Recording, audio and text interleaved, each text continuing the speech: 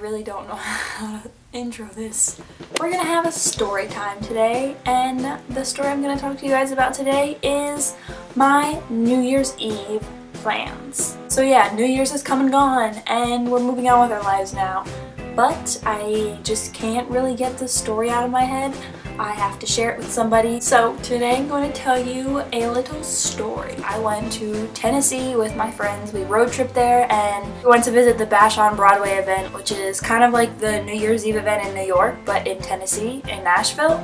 And my favorite band, Kings of Leon, are headlining. And I found out in July, and me and my friend were like, we have to go. I called her and I was like, dude, Kings of Leon is playing in Tennessee for New Year's, we have to go. And she was like, yes, let's go, let's go. I was like, all right, I'm gonna plan it. So I planned it. I got us an Airbnb. That was crazy, the first Airbnb experience I've ever got. It was really cool, really good experience. I would definitely recommend getting an Airbnb. If we stayed in a hotel, it would be like $300 a night for all of us to stay. And then I looked in Airbnb, and for 3 nights it was $300. So I was like, which one's better? Let's move on with the story now, shall we? I went to go to the bathroom with one of my friends while we were there, and I knew, in my head, I was thinking, we are never getting back to this spot. We stayed outside waiting for the band for 10 hours in the cold. It was like 30 degrees outside. It was freezing, and we were like, we're dedicated, we're gonna go, like, we have to stay outside because that's the only way we're gonna get close up. And we were right, because we got like 3rd row seats. We were so close I could see them. They could probably see me if they wanted to. I don't know. But we were really close, and about, I think 2 bands had played, and my friend was like, I have to go to the bathroom. I have to. Like, oh no. I'm not gonna get out. I was like, you have to hold it. She was like, I can't. I was like, oh my god. So I volunteered. Stupid. I shouldn't have done it. I volunteered to go to the bathroom with her, being the good friend that I am. And I was like, I'll go with you. So getting out was really difficult. So we were walking out, pushing people, like apologizing. Like, we got about, like, I'll say like 50 feet. And we looked around us. There were people everywhere. And as we tried to look above the crowd to back of the street, we were like, how are we supposed to get through this? So we were right next to one of the workers there, and my friend asked the worker, she was like, where's the closest bathroom that you know of? And he was like, about 2 blocks that way, pointing to the crowd that we had to go through. And I think they said there was about 150,000 people there. So, I mean, you can imagine this isn't gonna happen. I was like, Alana, I'm sorry, we have to turn around. She was like, oh my god. So we tried to make our way back to our spots originally. That was a lot harder than you think. First of all, nobody wanted to let us through. Second of all, they were all very drunk, so they were very rude.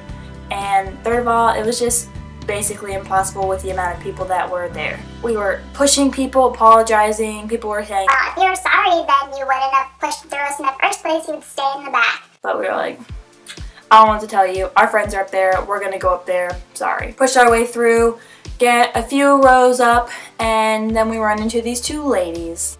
Now, I was holding hands with Alana. She was in front of me. I was behind her. She pushes through these ladies. Of course, they make a big fuss about it, and I am stuck behind them. They won't move.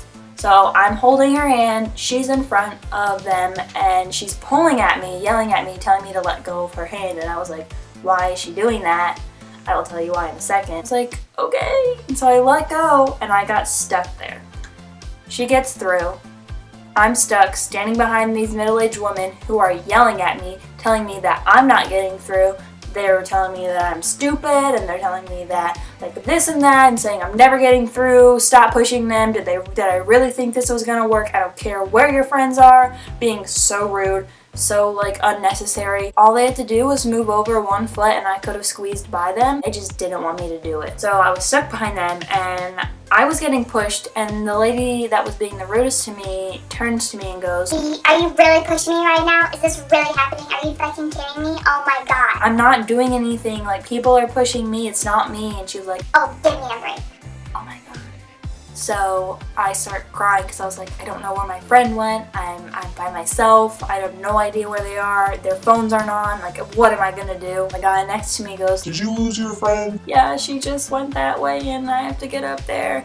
And he was so nice. So he let me squeeze through, and then I got stuck behind these ladies. Women, right? Because all the people that gave me the most issues were women. I mean, come on. Where's your girl power?